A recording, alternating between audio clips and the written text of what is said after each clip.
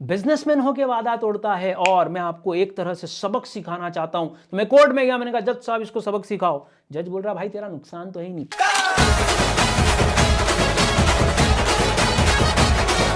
मैंने अपनी एक्स को 1,000 रुपए दी, बदले में मुझे कंसिडरेशन में ये गिफ्ट मिला कि हम लोग साथ में एक मूवी देखने जाएंगे और वो पिक्चर वही मुझे दिखाएगी, उस मूवी के लिए वही पेमेंट करेगी।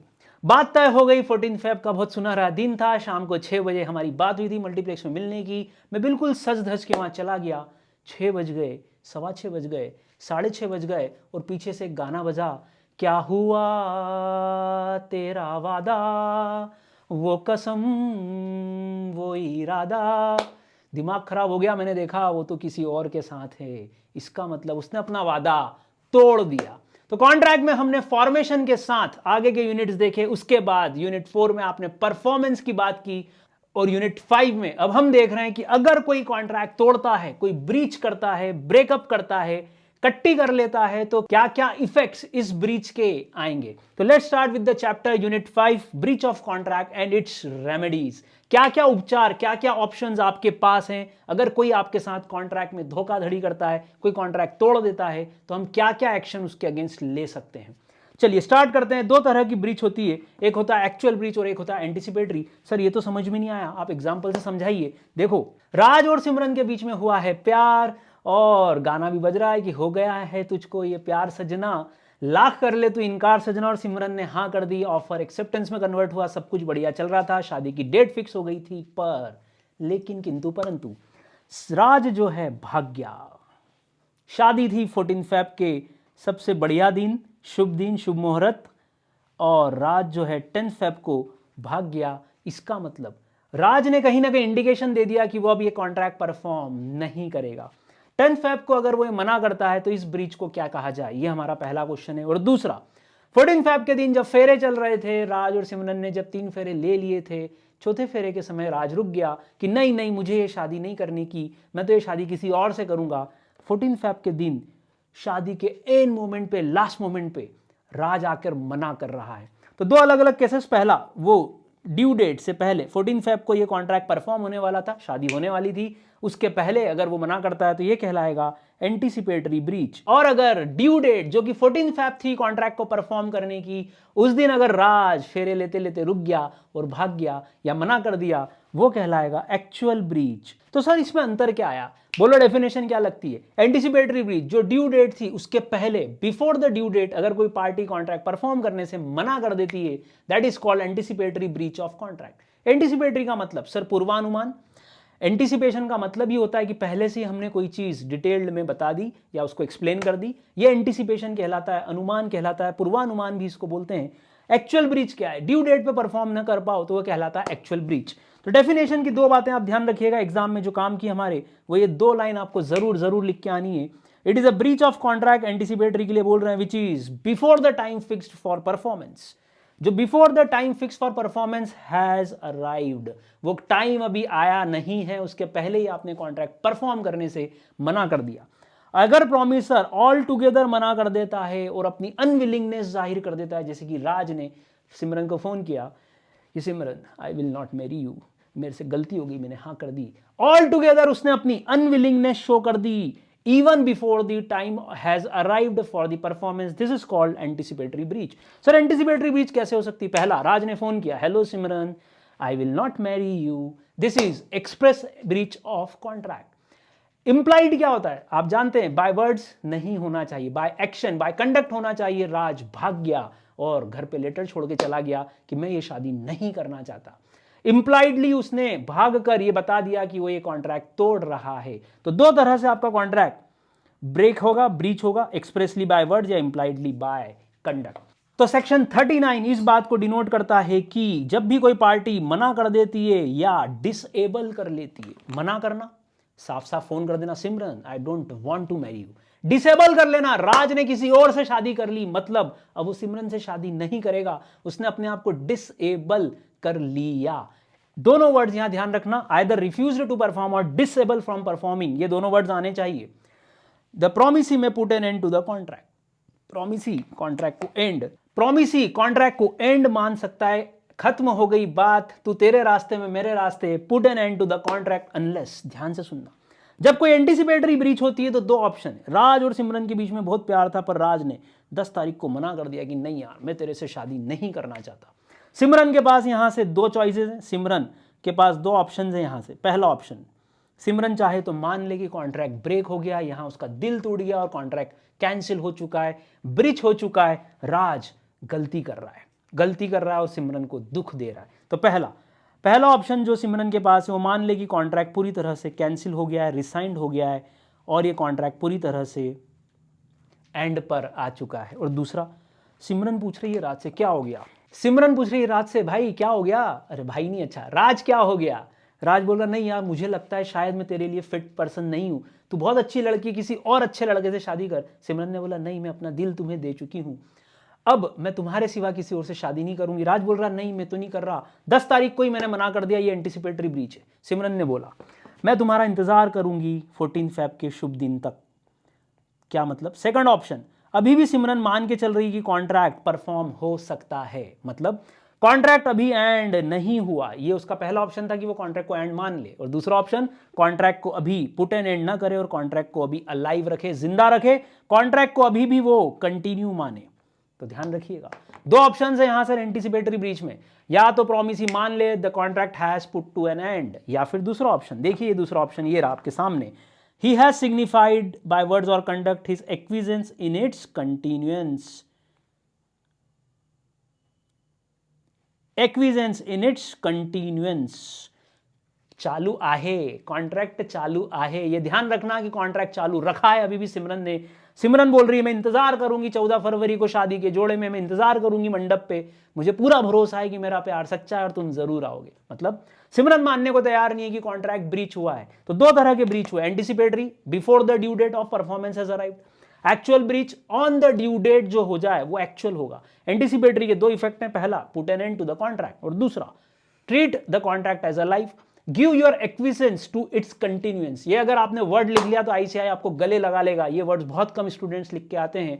Give the acquiescence to its continuance, ऐसा ना लिख पाओ तो ऐसा लिखना the contract is still alive, still continue till the due date, जब तक ड्यू डेट नहीं आ जाए कॉन्ट्रैक्ट जिंदा है ना। तो टाइगर जिंदा है ये हमने सुना है, पर कॉन्ट्रैक्ट जिंदा है ये हमको सेक्शन 39 बताता है। तो एग्जाम में एक और इंपॉर्टेंट क्वेश्चन आता है, एंटीसिपेटरी ब्रीच को डिफाइन करो और उसके इफेक्ट्स बताओ। इफेक्ट्स के लिए यह आपका टाइटल है और आईसीआई ने बहुत बेहतरीन तरीके से दो ऑप्शन समझाए जो मैं आपको बता चुका हूं। पहला option, to treat the contract as rescinded and sue the other party for damages.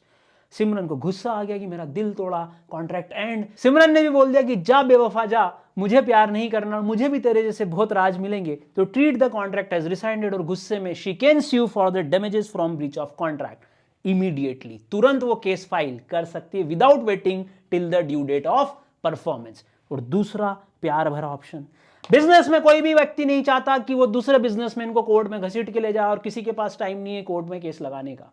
तो दूसरा ऑप्शन लॉ ने दिया, अगर एक बिजनेसमैन और दूसरे बिजनेसमैन के बीच में कॉन्ट्रैक्ट टूटता है तो एग्रीड पार्टी चाहे तो अभी भी बोल सकती है कि नहीं नहीं अभी हम आपको टाइम देते हैं, कोई दिक्कत नहीं, अभी भी हम कॉन्ट्रैक्ट को जिंदा रखते हैं। सिमरन भी यही बोल रही है कि she will not elect to resign but treat the contract as still operative, अभी भी कॉन्ट्रैक्ट जिंदा है, स्टिल ऑपरेटिव है, and wait for the time, ये आपको भी लिखना है same, wait for the time of the performance and then अगर 14 फरवरी के दिन 14 फेब के वैलेंटाइन डे के दिन अगर अब राज नहीं आया तो सिमरन बकायदा कोर्ट में केस कर सकती है, then hold the other party responsible for consequences of non performance. अब इस पूरे केस में बस एक ही रिस्क है, ध्यान से सुनना भैया, कि अगर सिमरन ने सोचा कि मैं उसको टाइम देती हूं और कॉन्ट्रैक्ट को अभी भी जिंदा रखती हूं तो इसमें थोड़ी सी एक रिस्क है, एक ही रिस्क है, बस एक रिस्क। क्या रिस्क है देखो ध्यान से, अगर 14 फेब को मान लो राज नहीं आता है तो क्या होगा, राज अगर नहीं आता तो सिमरन बकायदा क्या कर सकती, सर केस फाइल कर सकती और डैमेजेस मांग सकती, वेरी गुड, पर लेकिन किंतु परंतु ध्यान से सुनिएगा, अगर इस 10 तारीख से लेके 14 फेब के बीच में राज की अगर डेथ हो गई तो क्या होगा, राज की डेथ ही हो गई तो क्या होगा, राज बहुत दुखी हुआ सिमरन का दिल तोड़ के और खुद को ही हार्ट अटैक आ गया, राज ऊपर पहुंच गया, क्या करे, राज की डेथ हो चुकी है, क्या आप सिमरन केस कर पाएगी, नहीं, क्यों, क्योंकि ये कॉन्ट्रैक्ट अब डेथ की वजह से इम्पॉसिबल हो गया है। बोलिए क्या ये कॉन्ट्रैक्ट अब इम्पॉसिबिलिटी की कैटेगरी में चला गया। यस, और लास्ट चैप्टर में आपने पढ़ा था कि इम्पॉसिबल कॉन्ट्रैक्ट जो होते हैं वो वॉइड हो जाते हैं। तो रिस्क किसकी? सिमरन की। क्या अगर इस दौरान कोई contract due to impossibility void हुआ तो प्रॉमिसी कोई एक्शन प्रॉमिसर के अगेंस्ट नहीं ले पाएगा। यह सबसे इंपॉर्टेंट बात है। देखिए 3 line, he will keep the contract alive, कोई दिक्कत नहीं है, for the benefit of other party as well as of his own. दोनों का फायदा दिख रहा है कि भाई कॉन्ट्रैक्ट तोड़ने से क्या होगा, कॉन्ट्रैक्ट चालू रखते हैं अभी, फिर देखेंगे बाद में। और सिमरन एक मौका और दे रही है राज को कि स्टिल बेटा यू कैन परफॉर्म। ऐसा वो बोल रही है कि भाई नहीं, अच्छा राज प्लीज परफॉर्म, अभी भी कोशिश करो, हो सकता है 14 फैब तक आप परफॉर्म करने की पोजीशन पे आ जाओ। तो ध्यान रखना 2 बातें, still keep the contract operative, ये पहला वर्ड हो गया। दूसरा, wait for the time of the due date. और तीसरा, then hold the other party responsible for non performance consequences. इसके साथ क्या फायदा हुआ? कॉन्ट्रैक्ट अभी अलाइव है, दोनों का बेनिफिट है अगर कॉन्ट्रैक्ट परफॉर्म हो जाता है तो गिल्टी पार्टी को अभी भी एक चांस है, अभी भी एक मौका दिया कि वो चाहे तो 14 फेब के दिन ये कॉन्ट्रैक्ट परफॉर्म कर दे। अब इसमें एक रिस्क जो मैंने आपको बताई वो क्या है, देखो ध्यान से। रिस्क एक ही है दादा, एक ही प्रॉब्लम है इस पूरे केस में कि अगर इस बीच कोई सुपरवेनिंग इंपॉसिबिलिटी हो गई, याद करो सुपरवेनिंग इंपॉसिबिलिटी पढ़ा था, सब्सिक्वेंट टू कॉन्ट्रैक्ट अगर कोई इंपॉसिबिलिटी होती तो कॉन्ट्रैक्ट वॉइड हो जाता है। अब अगर इस राज की डेथ हो गई तो क्या होगा बोलो?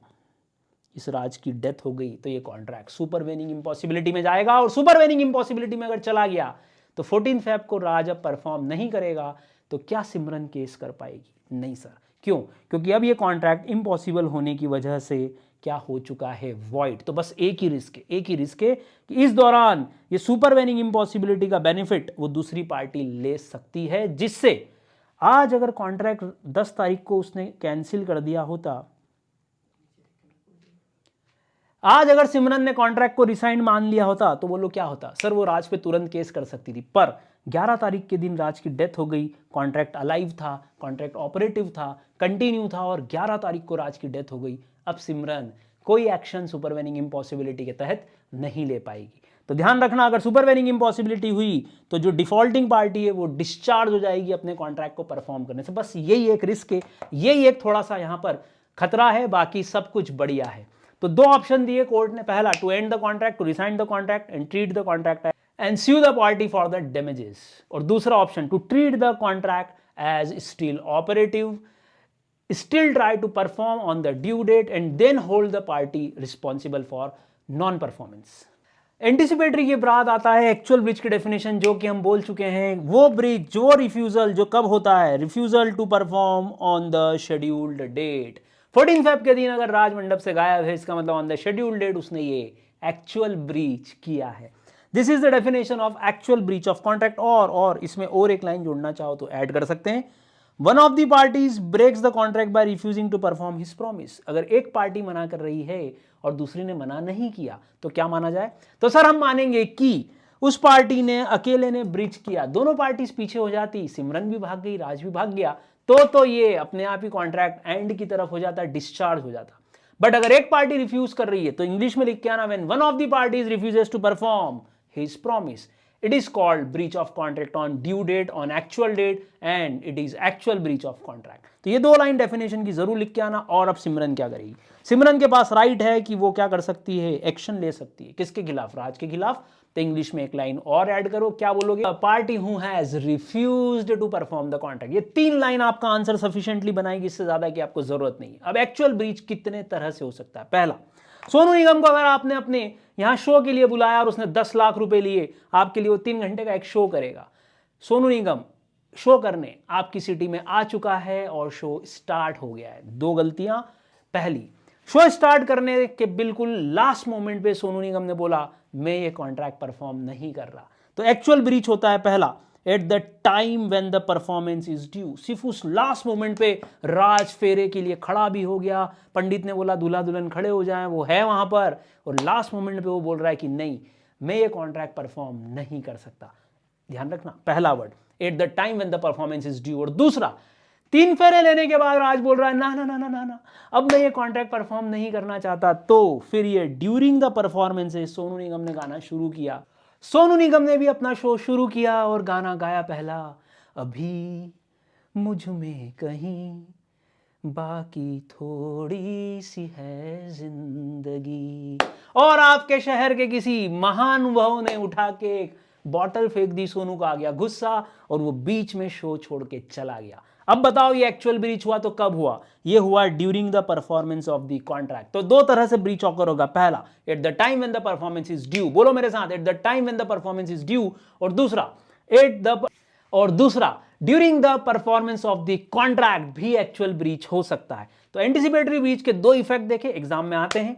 एक्चुअल ब्रीच दो बार हो सकता है, पहला एट द टाइम और दूसरा ड्यूरिंग द परफॉर्मेंस। तो ये आप ध्यान रखिएगा। अगला क्वेश्चन सर, अब हमारे मन में बहुत गुस्से में सिमरन, और सिमरन बोल रही है सीए चेतन मंत्री जी मुझे बताइए कि मैं राज के अगेंस्ट क्या क्या एक्शन ले सकती हूं। अगर कोई पार्टी कॉन्ट्रैक्ट तोड़ती है तो मेरे पास क्या क्या रेमेडी है, क्या क्या उपचार है। हिंदी में क्या बोलते हैं इसको? उपचार। आप भी जानते हो, बीमार होते हो तो क्या बोलते हो? इसकी रेमेडी बताओ, इसका इलाज बताओ। तो कॉन्ट्रैक्ट ब्रेक होने पर क्या क्या रेमेडीज हो सकती है? तो यहां पर 5 तरह की रेमेडीज हैं, रिपीट करें मेरे साथ। पहला, केस लगाओ उसके ऊपर डैमेजेस का। दूसरा, कॉन्ट्रैक्ट को रिसाइंड करो। तीसरा, स्पेसिफिक परफॉर्मेंस कभी कभी कुछ केसेस में मांगा जा सकता है। फोर्थ वन इज इंजंक्शन की आप सूट फाइल कर सकते हो। और fifth one is quantum merit demand कर सकते हो। तो 5 केसेस एक एक करके हम यहां से पढ़ना शुरू कर रहे हैं। सबसे पहला, जिस व्यक्ति के साथ आपका कॉन्ट्रैक्ट हुआ था और उसने आपके साथ कॉन्ट्रैक्ट तोड़ा, आपको जो भी नुकसान हुआ है, जो भी उसने आपको डैमेज पहुंचाया है, वो आप क्लेम करो। आप कंपनसेशन क्लेम करोगे, ये आपकी बहुत हार्दिक इच्छा है, हार्दिक पंड्या वाली नहीं, दिल की हार्दिक इच्छा है। तो सबसे पहला सेक्शन 73 बोलता है suit for the damages, compensation की मांग करो और उसको कोर्ट तक घसीट के ले जाओ। तो पहली लाइन जो आपको लिखनी है वो देखिए ध्यान से। सेक्शन 73 क्या बोलता है? क्या चाहोगे सिमरन के लिए? आप तो सिमरन ही चाहोगे। नहीं नहीं, सिमरन के लिए क्या चाहोगे ये बताओ। सर हम चाहेंगे कि सिमरन को जस्टिस मिले, न्याय मिले। क्या सर उसको नुकसान हुआ है? अब अगर ये बिजनेस कॉन्ट्रैक्ट होता तो दो बिजनेसमैन में से एक बिजनेसमैन भाग गया, दूसरा बिजनेसमैन क्या बोलेगा? मुझे बिजनेस में लॉस हुआ है, मुझे वो कंपनसेशन आप दिलवा दो। तो सेक्शन 73 की 2 लाइन ध्यान रखिएगा। पहला, जब भी कोई कॉन्ट्रैक्ट ब्रोकन होगा, याद रखना ब्रेक्ड मत लिख देना, ब्रीच्ड मत लिखना, लिखना हैज बीन ब्रोकन। इंग्लिश का आपको बहुत ध्यान रखना है, has been broken. Party who suffers from the breach is entitled to receive. अब यहां पर लोग बहुत सारे लिख के आते हैं बच्चे, has the right to receive. नहीं नहीं नहीं यार, अपने को थोड़ा सा तो लीगल लैंग्वेज लिखनी, तो क्या लिखेंगे? The party who suffers is entitled to receive from the party who has broken the contract. जिस व्यक्ति ने तोड़ा उसके अगेंस्ट मेरा राइट है, एंटाइटलमेंट है, अधिकार है किस चीज का? To compensation for any loss और डैमेजेस कॉस्ट टू हिम। उस कॉन्ट्रैक्ट के ब्रीच होने की वजह से उस पार्टी के अगेंस्ट मेरा राइट है कि मैं कंपनसेशन मांगूंगा यदि मुझे कोई लॉस या डैमेज हुआ है। और इसी के साथ ये ध्यान रखना, डैमेज कौन सा, उसके लिए एक बहुत बहुत इंपॉर्टेंट वर्ड आपको एग्जाम में जरूर लिख के आना है। अगर आपने सिर्फ इतना लिखा कि वो कंपनसेशन मांगेगा, वो डैमेजेस मांगेगा, तो गड़बड़ हो जाएगी। क्या लिखना है? डैमेजेस हम वो मांगेंगे जो उस कॉन्ट्रैक्ट की वजह से ऑकर हुए हैं, मतलब कॉन्ट्रैक्ट टूटने की वजह से जो नेचुरली अरोज होंगे, सिर्फ वो वाले डैमेजेस आप क्लेम कर सकते हो। कॉन्ट्रैक्ट के अलावा कोई नुकसान हुआ, वो डैमेजेस आप क्लेम नहीं कर सकते। तो पहला word, which naturally arose in the usual course of things, जो नॉर्मली हुआ। क्या हुआ? मैंने आपके लिए वीट का एक कॉन्ट्रैक्ट किया, मैंने आपको बोला था मैं 9,000 रुपए पर टन दूंगा, आपने बोला था डन। आप उस दिन मुझे सप्लाई नहीं करते और मुझे बाजार से खरीदना पड़ा। 9,000 रुपए में आप दे रहे थे, उस दिन मार्केट प्राइस थी 10,000 रुपए, मुझे 1,000 का नुकसान हुआ। बोलो क्या करोगे? मैं अगर कोर्ट में केस लगाऊंगा तो क्या बोलूंगा? जज साहब इसको सजा दो। जज बोलेगा क्या सजा दें? इसने मेरे साथ कॉन्ट्रैक्ट तोड़ा और मुझे 1,000 रुपए ज्यादा पे करने पड़ गए। जज बोलेगा चलो 1,000 रुपए दो इसको, विच नेचुरली अरोज। अब आप क्या बोल रहे हो? नहीं, ये 1,000 रुपए तो दिलवाओ दिलवाओ, साथ ही साथ मेरा मेंटल प्रेशर बहुत बढ़ गया था, मेरा बीपी उस दिन बढ़ गया था, हार्ट अटैक जैसी हालत हो गई थी, मेरे को देख के मेरे पड़ोसी, अरे मतलब पड़ोसन की हालत भी खराब हो गई थी, मेरे घर वालों की हालत भी खराब हो गई थी। ऐसे डैमेजेस नहीं मांग सकते आप। तो which naturally arose in the course of such breach, जो नॉर्मली आपको उस कॉन्ट्रैक्ट के टूटने पर नुकसान हुआ है, उसकी जरूर आप डिमांड कर सकते हो। तो ये वर्ड बहुत बहुत इंपॉर्टेंट है। आप कोर्ट में जाके ये नहीं बोलोगे कि 1,000 रुपए तो ये दिलवाओ, फिर मेरा मेंटल प्रेशर बढ़ गया उसके 10,000 दिलवाओ, फिर मेरे को यहाँ दर्द हुआ उसके 5,000 दिलवाओ, फिर मैं डॉक्टर को दिखाने गया उसके 5,000 दिलवाओ। नहीं, कोर्ट बोलेगी यार कॉन्ट्रैक्ट की वजह से क्या नुकसान हुआ वो बताओ आप। बस कॉन्ट्रैक्ट में मुझे 1,000 रुपए का नुकसान हुआ है, सिर्फ और सिर्फ वो नेचुरली अरोजन माना जाएगा। तो ये वर्ड यूज करना है आपको। और दूसरा, अगर कोई कॉन्ट्रैक्ट टूटता है तो नेचुरली जो भी आपका नुकसान है, नॉर्मल नुकसान, ऑर्डिनरी डैमेजेस, ऑर्डिनरी नुकसान जो है वो मांगो, कोई दिक्कत नहीं है। साथ ही साथ अगर दोनों पार्टीज जानती थी कि कॉन्ट्रैक्ट अगर तोड़ा तो इतना नुकसान दूसरे को जरूर होगा, ये बात मिस्टर राम जानते थे जिन्होंने कॉन्ट्रैक्ट तोड़ा। मिस्टर श्याम केस लगाएंगे तो मिस्टर राम बोलेंगे ठीक है, हमने जो डिसाइड किया था मैं उतना डैमेजेस देने को तैयार हूं। तो खास बात, which the parties knew, parties को मालूम था कि अगर ये कॉन्ट्रैक्ट टूटा तो as a result of breach, as a result of this breach अपने को इतना कंपनसेशन तो देना है। तो दो अलग अलग वर्ड ध्यान रखना। पहला, the party who has suffered is entitled to sue or entitled to receive from the other party who has broken the contract the compensation for any loss or damages caused to him which naturally arose due to the breach or which the parties knew। वापस से बोलो, which naturally arose, naturally word आना जरूरी है, naturally arose in the course of such breach or क्या बोलोगे second line, और which the parties knew, which the parties knew जो कि likely result होगा उस ब्रीच का, they were aware, पार्टी को मालूम था कि इतना नुकसान होगा। यह है आपका सेक्शन 73, ध्यान से इसको याद कीजिएगा। तो हमने इफेक्ट देखे थे एंटीसिपेटरी ब्रीच के, उसका सेक्शन याद करो वापस से, क्या था, सेक्शन 39 जो इफेक्ट समझा रहा है। और दूसरा यहां पर हम सेक्शन 73 की बात कर रहे हैं जो कि सूट फॉर डैमेजेस की पॉइंट हमको डिसाइड करवाता है। चलिए ये दो बातें हो गई, और आप चाहो तो एक लाइन और बढ़ा सकते हो इसमें कि कोई भी कंपनसेशन नहीं दिया जाएगा किसी रिमोट या इनडायरेक्ट लॉस का, कोई इनडायरेक्ट लॉस का कोई भी। अब सिमरन जो है राज के अगेंस्ट अगर एक्शन लेती है, वो बोलती है कि मेरी फीलिंग्स हर्ट हुई इसके लिए मुझे 1 लाख चाहिए, ओके, मेरी रेपुटेशन हर्ट हुई इसके लिए 1 लाख रुपए चाहिए, ओवरऑल उसको 5 लाख 10 लाख जो भी वो अमाउंट बोलती है उतना कंपनसेशन चाहिए। चलो भैया ठीक है, ये बात समझ में आती है। अब सिमरन बोल रही है वो पंडित जी के पैसे, कैटरिंग के पैसे, तो ये गड़बड़ हो जाएगा, ये गड़बड़ हो जाएगा, ये रिमोट होता जा रहा है, इनडायरेक्ट लॉस होता जा रहा है, गड़बड़ हो जाएगी। हम नेचुरल एरोजन लॉस का ही कंपनसेशन पे करेंगे। एनालिसिस की एक लाइन बहुत अच्छी लगेगी आपको, अगर डिटेल्ड लिखने की इच्छा नहीं है तो ये लाइन जरूर लिखिएगा। ये वाली लाइन आप इजी करना चाहें तो ये लिख सकते हैं। और साथ ही साथ आईसीआई ने ये जो लाइन दी है कि जो आप नोटिस देते हो, जो पार्टीज को मालूम था कि इतना डैमेजेस तो पे करना पड़ेगा, उसके लिए भी ये लाइन यूज कर सकते हो। Special damages can be demanded, can be claimed only by a previous notice. ये स्पेशल डैमेजेस क्या होते हैं सर, पढ़ने वाले हैं लल्ला, अभी बस थोड़ा सा इंतजार बाकी है। रेमेडी की तरफ बढ़ते हैं अब हम। रेमेडी क्या होगी, आपने पढ़ा सेक्शन 73 में, कंपनसेशन तो मांगूंगा, मेरा हक है ना, मेरे हक के लिए मैं क्या और कितने तरह के डैमेजेस मांग सकता हूं। सबसे पहला डैमेजेस के टाइप्स देखते हैं हम, जनरल या ऑर्डिनरी डैमेजेस, दूसरा स्पेशल, तीसरा विंडक्टिव या एग्जाम्पलरी डैमेजेस, चौथा नाम मात्र का नॉमिनल, पांचवा डैमेजेस फॉर डिटोरिएशन, और छठा प्रीफिक्स्ड डैमेजेस। एक एक करके इनकी डेफिनेशंस लेते हैं। अगर एग्जाम में आएगा तो सर क्या आएगा, एग्जाम में आएगा तो बॉस दो बातें आ सकती। पहला, what are the various types of damages, 6 marks, 1 से 2 लाइन हर पॉइंट पे आपको लिखनी है। दूसरा, what are ordinary and special damages, specifically ये 2 डैमेजेस के ऊपर 6 मार्क्स मतलब 3 मार्क्स ईच का भी क्वेश्चन पूछा जा सकता है। ऑर्डिनरी डैमेजेस क्या होते हैं, जब भी कोई कॉन्ट्रैक्ट ब्रोक होता है, ब्रोकन होता है, जो पार्टी सफर करती है, she is entitled to receive against the party who has broken the contract compensation for any loss और damages which is caused. Main word बोलो अपना, मेन कहानी कहां से शुरू होती है, naturally arose in the usual course. Sir ये तो अभी पढ़ा था, हाँ तो ये ऑर्डिनरी डैमेजेस ही तो था जो सेक्शन 73 की तुमने यहां डेफिनेशन देखी, this was of ordinary damages. ये पूरा का पूरा सेक्शन ऑर्डिनरी डैमेजेस में एज इट इज रिपीट हुआ, और इसका बहुत बहुत इंपॉर्टेंट केस है, बहुत ध्यान से सुनना। क्योंकि जब कोई कॉन्ट्रैक्ट टूटता है ना, वो बिल्कुल दिल टूटने जैसा होता है, क्योंकि धंधे को नुकसान हुआ है, बिजनेस को नुकसान हुआ है, पैसा का नुकसान होता है। अब यहां पर हेडले वर्सेस बेग्जनले का केस बहुत इंपॉर्टेंटली समझना, क्योंकि एग्जाम में अगर इस केस की कॉपी करके वो कोई क्वेश्चन बनाएंगे तो आपको क्लिक होना चाहिए कि ये ऑर्डिनरी डैमेजेस के लायक है या नहीं। केस क्या था सर, हेडले वर्सेस बेग्जनले के फैक्ट्स क्या थे।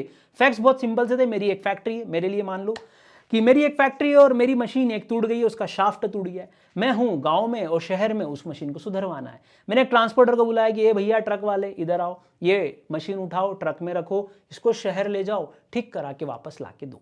ठीक है, ट्रक वाला निकल गया और गाना गाते हुए कि मैं निकला गड्डी लेके, एक मोड़ आया और वो मुड़ गया।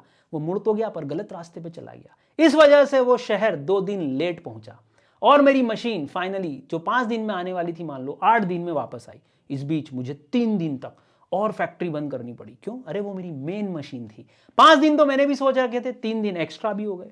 अब मैं सोच रहा हूं यार ये तो इसकी वजह से, इसके डिले की वजह से, ढीले नहीं डीले की वजह से ट्रक वाला ढीला नहीं था, डिले हो गया था, इस वजह से मुझे नुकसान हो। और ट्रक वाला बोल रहा है इन्होंने बोला ही नहीं था कि जल्दी ला के देना, मेरी फैक्ट्री में नुकसान हो रहा है, मैं तो कुछ भी पैसे नहीं दूंगा। गुस्सा आ गया मुझे और मैंने उस पर केस लगाया और मैंने बोला मुझे वो 5 दिन का पैसा भी चाहिए और मुझे वो एक्स्ट्रा 3 दिन का क्लेम भी चाहिए कंपनसेशन का। कोर्ट ने बोला इसको बताया था क्या कि जल्दी लाना, डिले मत करना, फैक्ट्री बंद पड़ी है, मेरा 3 दिन का और एक्स्ट्रा नुकसान होगा। ऐसा तो मैंने कुछ नहीं बोला। तो फिर कोर्ट ने क्या बोला, देखो कोर्ट ने फाइनली आंसर दिया कि P was entitled, मतलब I was entitled only for ordinary damages, okay, and D was not liable for the loss of profits। क्यों लायबल नहीं है वो ट्रक वाला? क्योंकि उसके पास इंफॉर्मेशन सिर्फ इतनी सी थी कि ये चीज़, ये मशीन का हिस्सा आपको शहर लेके जाना है, उसको सुधरवाना है, रिपेयर करवा के वापस लाना है। क्या मैंने उसको बोला था कि मेरा बहुत नुकसान होगा अगर डिले होगा? सर ऐसी कोई जानकारी उसके पास नहीं थी। तो ध्यान रखना, मैंने इंफॉर्मेशन डी को दी थी वो इतनी सी थी कि ये शाफ्ट टूट गया है और मैंने ये बताया ही नहीं था कि अगर तूने डीले किया और ढीले तरीके से ये मशीन लाया तो मुझे प्रॉफिट्स का नुकसान होगा। तो I was entitle only for ordinary damages, कि भाई जो नॉर्मल नुकसान है आपका, वो जो डिले हुआ है वो ले लो। तो दोस्तों ध्यान रखिएगा, ऑर्डिनरी डैमेजेस मतलब जो नेचुरली अरोज होते। तो सर फिर स्पेशल क्या होंगे? देखो स्पेशल तब होंगे जब मैं किसी व्यक्ति को पहले ही मेरी स्पेशल सर्कमस्टेंस का नोटिस दे चुका हूं। जैसे बेंटले वर्सेस हेक्सेटले में अगर मैं बोल चुका होता कि बॉस अगर 5 दिन के अंदर ये मशीन नहीं आई तो मुझे जो भी नुकसान होगा उसके लिए आप लायबल होगे, क्योंकि मुझे एक गवर्नमेंट ऑर्डर पूरा करना है। ये बात मैं गड्डी वाले को, गाड़ी वाले को बता चुका था, तो फिर वो जानता था, वो पहले से जानता था कि स्पेशल स्थितियां हैं, स्पेशल सर्कमस्टेंसेस हैं जो इस कॉन्ट्रैक्ट को अफेक्ट कर रही हैं। तो पार्टी को पहले से ही नोटिस था स्पेशल सर्कमस्टेंसेस का, तो वो लायबल होगा ना सिर्फ ऑर्डिनरी डैमेजेस के लिए बल्कि इस स्पेशल डैमेजेस के लिए भी वो लायबल होगा। क्यों? क्योंकि मैं उसको बता चुका था। अगर मैंने नहीं बताया होता तो मैं सिर्फ ऑर्डिनरी डैमेजेस ही क्लेम कर सकता था। ये बात आप ध्यान रखिएगा। तीसरा, विंडक्टिव या एग्जाम्पलरी डैमेजेस, ये सिर्फ 2 केसेस में होता है, क्योंकि विंडक्टिव का मतलब है पनिशमेंट, पनिशमेंट मतलब सजा। नॉर्मली कॉन्ट्रैक्ट एक्ट कभी भी किसी को सजा नहीं देता, कंपनसेशन दिलवाता है, बट विंडक्टिव डैमेजेस पनिशमेंट का केस है और सिर्फ 2 केसेस में कॉन्ट्रैक्ट एक्ट। पहला जो कि बहुत ही इमोशनल मुद्दा है और वो है breach of promise to marry. ओहो, राज ने जो सिमरन का दिल तोड़ा था, सिमरन विंडक्टिव डैमेजेस मांगेगी, सिमरन एग्जाम्पलरी डैमेजेस मांगेगी और बोलेगी कि इसने जो ये शादी का वादा तोड़ा, इससे मेरी फीलिंग्स, मेरी रेपुटेशन सब कुछ हर्ट हुई, मुझे विंडक्टिव डैमेजेस चाहिए। ये है breach of promise to marry because it will hurt his और हर फीलिंग्स। और दूसरा बहुत ही टेक्निकल केस कि अगर किसी ने मुझे चेक दिया, आई एम द क्रेडिटर, और यदि आपने विद्योदय को चेक दिया अपनी फीस का और विद्योदय ने वो चेक आपके बैंकर को दिया और बैंकर ने आपके बैंक अकाउंट में से पैसे देने से मना कर दिया, ये बोलकर कि अकाउंट में पैसे नहीं है भैया।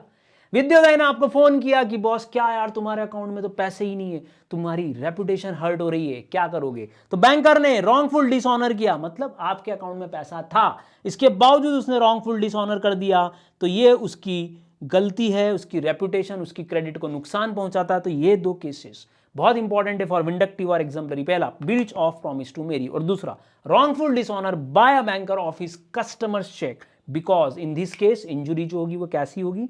रॉन्गफुल डिसऑनर की वजह से जो इंजुरी होगी वो हैवी होगी of his credit, of his reputation. ये 2 पॉइंट ध्यान रखिएगा। अगला केस नॉमिनल, हिंदी मतलब नाम मात्र का, मतलब मुझे कॉन्ट्रैक्ट में सच कोई नुकसान नहीं हो रहा है, भले ही ब्रीच हो जाए। अच्छा, तो फिर सर आप करके रहे हो कोर्ट में, बात सही है, फिर मैं कोर्ट में क्या कर रहा हूं? अगर कोई नुकसान ही नहीं है तो चलो समझ जाता हूं।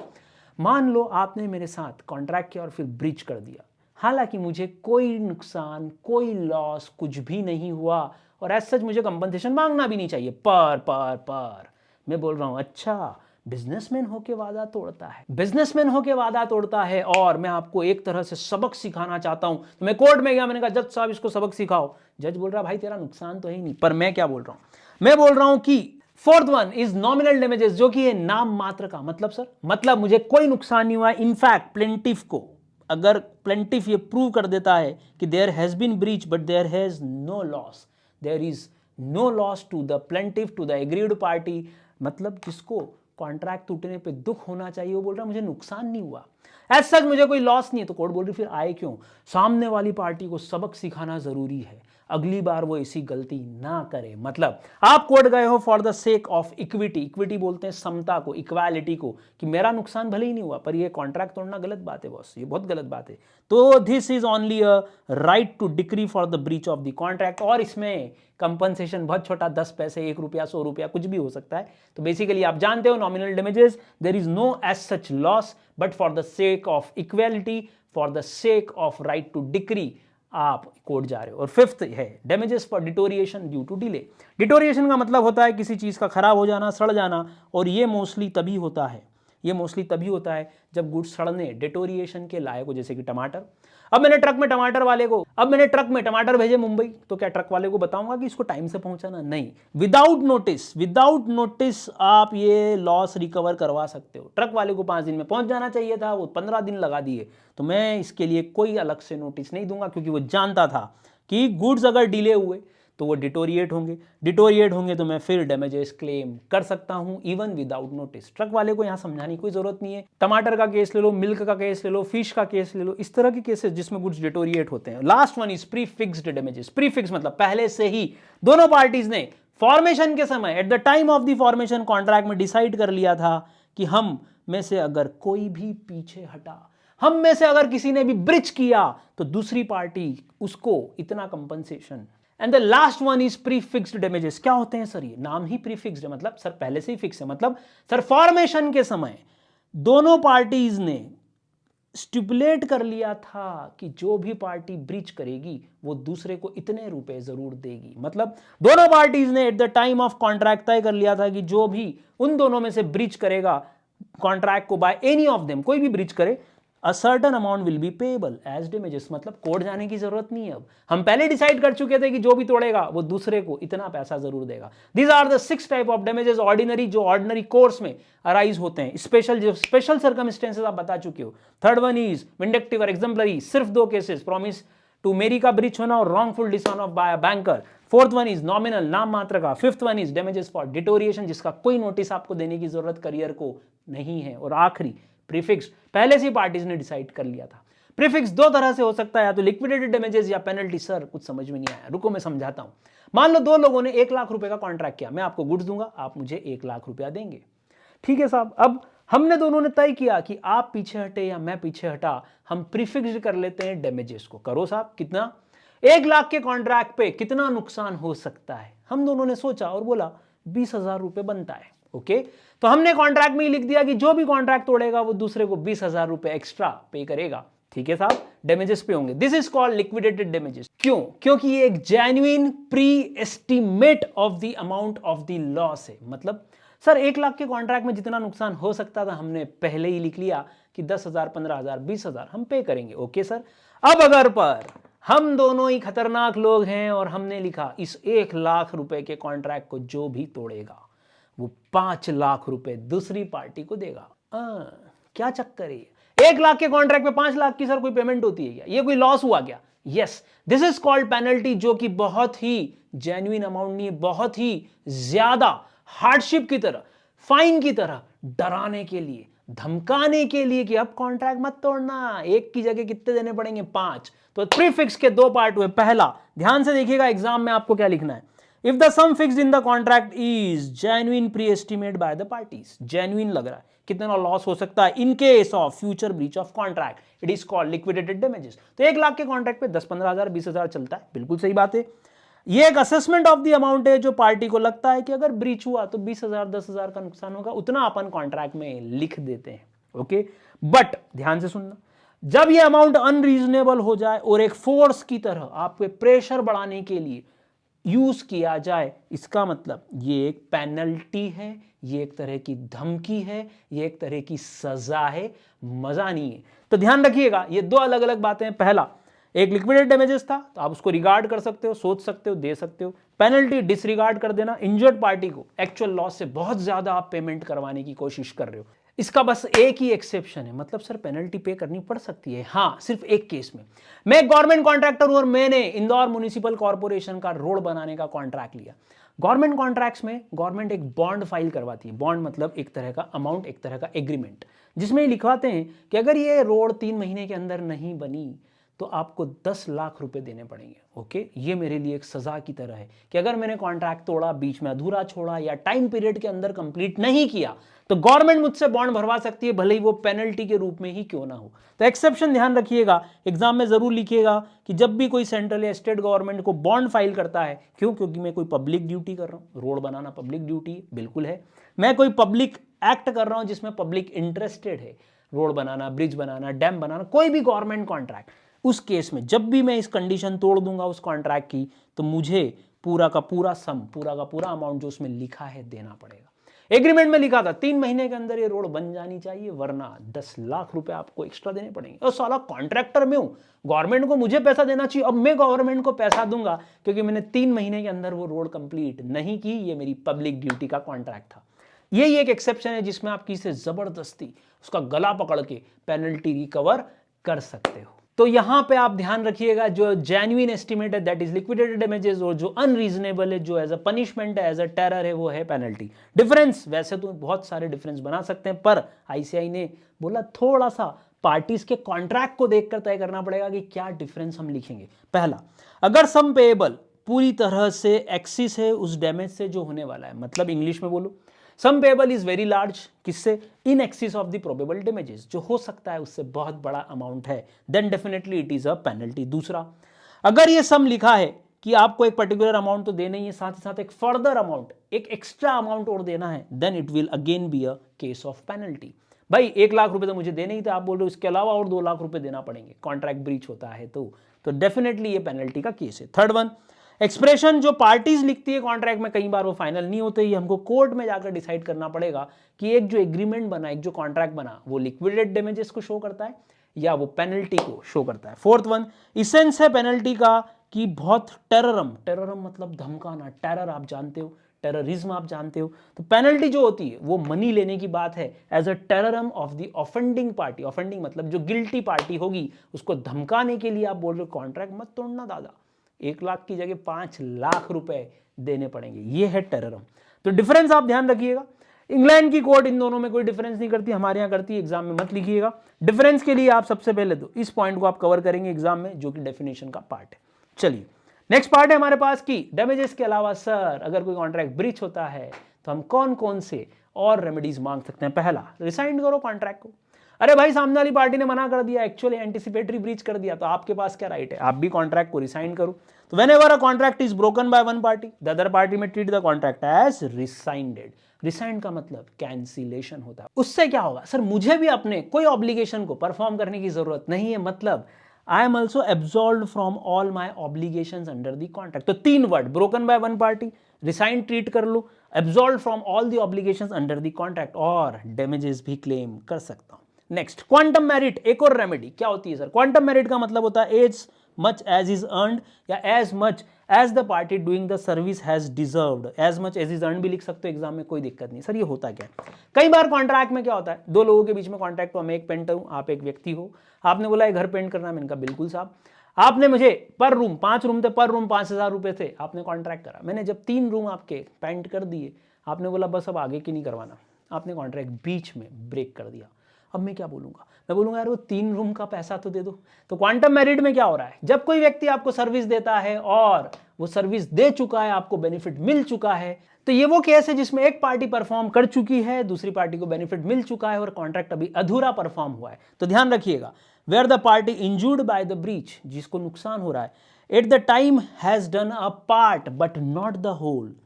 अ part of the contract perform हुआ, not whole of the work, not all of the work perform, जो कि वो बाउंड था to perform under the contract, और इसके बावजूद बीच में उसने कुछ पार्ट परफॉर्म किया और कुछ पार्ट बच गया है, इसके बावजूद वो क्या बोल रहा है, he wants to be compensated for the value of the work already done. जो काम वो कर चुका है, जैसे 5 में से 3 कमरे में पेंट कर चुका हूं, मुझे उसका तो पैसा दो। क्वांटम मेरिट में मान लो आपने मुझे एज अ सिंगर हायर किया, आपने बात की कि 7 दिन लगातार गाओ, मैंने कहा ठीक है, पर डे 1000 रुपए आप मुझे देने वाले थे। मैं पहले दिन आया, मैं दूसरे दिन आया, मैं तीसरे दिन आया, चौथे दिन गायब, या चौथे दिन आपने, फोर्थ डे आपने बोल दिया बस अब हमको जरूरत नहीं है, कोई बात नहीं, कॉन्ट्रैक्ट ब्रीच हुआ, बात 7 दिन की हुई थी, मैं क्या बोलूंगा, कोई बात नहीं सर 3 दिन का पैसा तो दो। क्या आप ये बोलोगे नहीं वो 7 दिन की बात हुई थी, कॉन्ट्रैक्ट तो अधूरा है, मैं बोलूंगा क्वांटम मैरिट की थ्योरी लग रही है मालिक, जितना मैंने परफॉर्म किया उसका तो मुझे पैसा जरूरी में चाहिए। दो कंडीशन ध्यान रखना, ओरिजिनल कॉन्ट्रैक्ट डिस्चार्ज होना चाहिए और क्लेम वो व्यक्ति लेके आएगा जो डिफॉल्ट पे नहीं। और क्वांटम मेरिट इन 6 केसेस में आप मांग सकते हो। एग्जाम के एंगल से बात करें तो ये अलग से सेपरेटली 6 मार्क्स में ये क्वेश्चन आ सकता है। 6 केसेस। पहला, एग्रीमेंट बाद में अगर वॉइड डिक्लेयर हो गया या वॉइड बन गया, मतलब मैं कर चुका था परफॉर्म और बाद में वो कॉन्ट्रैक्ट ही वॉइड हो गया, तो आपको मुझे जितना पार्ट परफॉर्म हो चुका था उसका पैसा देना पड़ेगा। दूसरा, जब मैंने ये परफॉर्म किया था without any intention of doing gratuitously, मतलब एक कुली ने आपका सामान उठाया, आपने उसको कुछ नहीं बोला, कुली समझ गया आप हाँ कर रहे हो, इंप्लाइड एक्सेप्टेंस हो गई, रेलवे स्टेशन से बाहर आने के बाद बोल रहे हो मैं तो पैसे नहीं दूंगा, तो ऐसा नहीं होगा क्योंकि उसने ये वर्क ग्रेचुशियसली नहीं किया था। तीसरा, एक्सप्रेस या इंप्लाइड कॉन्ट्रैक्ट था टू रेंडर सर्विस। हमारे यहाँ प्लम्बर आया, हमने उससे नल ठीक करवाया, पैसे डिसाइड ही नहीं करते हैं अपन लोग, बोलते हैं देख लेंगे साहब क्या बात है। तो एक्सप्रेस या इंप्लाइड कॉन्ट्रैक्ट तो था बट कोई भी एग्रीमेंट रेम्यूनरेशन का नहीं था। मम्मी ने उससे नल वगैरह ठीक करवा लिए, मम्मी उसको पैसे दे रही 1 रुपया, वो बोल रहा है मैडम क्या कर रहे हो, ये 150 रुपये का काम था, 100 रुपये तो दो। मम्मी 1 रुपया दे रही क्योंकि बात हुई थी, कुछ भी दे देना जो आपकी इच्छा हो। ये नहीं चल पाएगा जैसा हम घरों में कर लेते हैं। फोर्थ वन, जब कोई पार्टी रिफ्यूज कर देती है परफॉर्मेंस के लिए। फिफ्थ वन, कॉन्ट्रैक्ट डिविजिबल है, डिवाइड किया जा सकता है। मैं आपको 100 टन लकड़ी देने वाला था, 50 टन लकड़ी दे चुका हूं, आपने कॉन्ट्रैक्ट बीच में ब्रेक कर दिया, तो जितना पार्ट मैं परफॉर्म कर चुका हूं उसका तो आप मुझे पेमेंट करो, क्योंकि आप 50 टन वुड लकड़ी जो है 50 टन मुझसे ले चुके हो, बेनिफिट एंजॉय कर चुके हो। और आखिरी, अगर इनडिविजिबल कॉन्ट्रैक्ट था, इनडिविजिबल था, 5th पॉइंट था डिविजिबल का, 6th पॉइंट है इनडिविजिबल कॉन्ट्रैक्ट का। इनडिविजिबल कॉन्ट्रैक्ट का था तो कॉन्ट्रैक्ट तो परफॉर्म हुआ, मैंने आपके यहां आकर कलर उठाया, बाल्टी उठाई और ऐसा कैसे ही दीवार पे फेंक दिया, पेंट हो गया। मैं तो ऐसे ही पेंट करता हूं, आई एम अ पेंटर। आपका दिमाग खराब हो गया, बोले ये कैसे दीवार पेंट कर रहा है यार, पर आपने मुझे बहुत समझाया, मैं माना ही नहीं और इस तरह पूरा घर इसी तरह से पेंट कर दिया। बाल्टी उठाओ, दीवार पे डालो, पूरा कलर एक ही बार में हो गया। बहुत तेजी से काम किया, आपको खराब लगा, I have perform but badly, तो फिर आप मुझसे ये अमाउंट क्लेम कर सकते हो कि ये जो टोटल अमाउंट है उसमें से जो खराब काम किया उसका पैसा मैं काट लूंगा। तो 6 केसेस, पहला जब कॉन्ट्रैक्ट वॉइड हो जाए या becomes void without any intention to do gratuitously, implied contract या एक्सप्रेस कॉन्ट्रैक्ट था बट रेम्यूनरेशन डिसाइड नहीं हुआ था। 4th वन इज पार्टी नहीं मना कर दिया। 5th वन इज डिविजिबल था, एक पार्ट परफॉर्म हो चुका है, बेनिफिट जा चुका है। 6th वन इनडिविजिबल कॉन्ट्रैक्ट था, डिवाइड नहीं किया जा सकता था but it was perform badly, तो आप दूसरी पार्टी जो है आप अपना क्लेम मांग सकते हो। These are the 6 cases of quantum merit. बहुत इंपॉर्टेंट क्वेश्चन करके जाइएगा। Next part, suit for specific performance. ये क्या होता है सर? जब कॉन्ट्रैक्ट ब्रेक होता है तो आप एक तो पैसा मांग सकते हो, बट जब सिमरन का दिल टूटा, सिमरन एग्जाम्पलरी या विंडक्टिव डैमेजेस भी मांग सकती है। और सिमरन राज को बुलाएगी कोर्ट में, राज बोल रहा हाँ बोलो, जज साहब इसने मेरा दिल तोड़ा। राज बोल रहा हाँ तो पैसे ले लो ना, कितने का दिल टूटा? राज बोल रहा 1 करोड़ 2 करोड़ जो मॉनेटरी कंपनसेशन चाहिए ले लो। और सिमरन बोल रही है नहीं, ये मेरी रेपुटेशन का मामला है, मेरी क्रेडिट का मामला है, जज साहब इससे बोलो ये मुझसे शादी करे। अब बताओ क्या ये सौदा खरा है? क्या ये बात पैसे से सफिशिएंटली सिमरन को सेटिस्फाई कर पाएगी? क्या सिमरन ये चाहेगी कि बस पैसा मिल जाए बाकी कुछ भी हो? नहीं।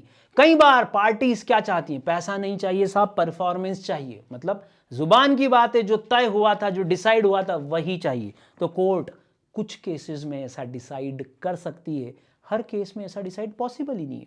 तो कुछ केसेस में जब damages is not an adequate remedy, party Simran जो है बोल रही नहीं साहब मुझे तो शादी ही करनी है इससे, ये मेरी रेपुटेशन का मामला है, तो कोर्ट की अगर इच्छा हो गई, कोर्ट अपने डिस्क्रिशन पे, अपनी सोच पर, अपनी विलिंगनेस पे चाहे तो स्पेसिफिक परफॉर्मेंस का ऑर्डर दे सकती है उस पार्टी को जिसने कॉन्ट्रैक्ट तोड़ा था। तो इंग्लिश में लाइन क्या लिखेंगे? When damages are not an adequate remedy it will be on the discretion of the court to क्या डिमांड कर रहे हैं, टू हेल्प या टू डिमांड या to claim the specific performance from that party जिसने ये कॉन्ट्रैक्ट तोड़ा था। ये बात आप ध्यान रखिएगा कि कॉन्ट्रैक्ट में जो प्रॉमिस डिसाइड हुआ था वो आपको परफॉर्म करना पड़ेगा। तो इंग्लिश में ये वर्ड्स आप और ले सकते हैं दो, out of his promise, to carry out his promise, ऐसा भी लिख सकते हैं, थोड़ा बहुत ऊपर नीचे चलेगा, कोई दिक्कत नहीं है। 3 वर्ड्स इंपॉर्टेंट है, not an adequate remedy, court के डिस्क्रिशन पर, to carry out the promise as decided in the contract. This is specific performance, पर ये हर केस में डिसाइड नहीं होगा।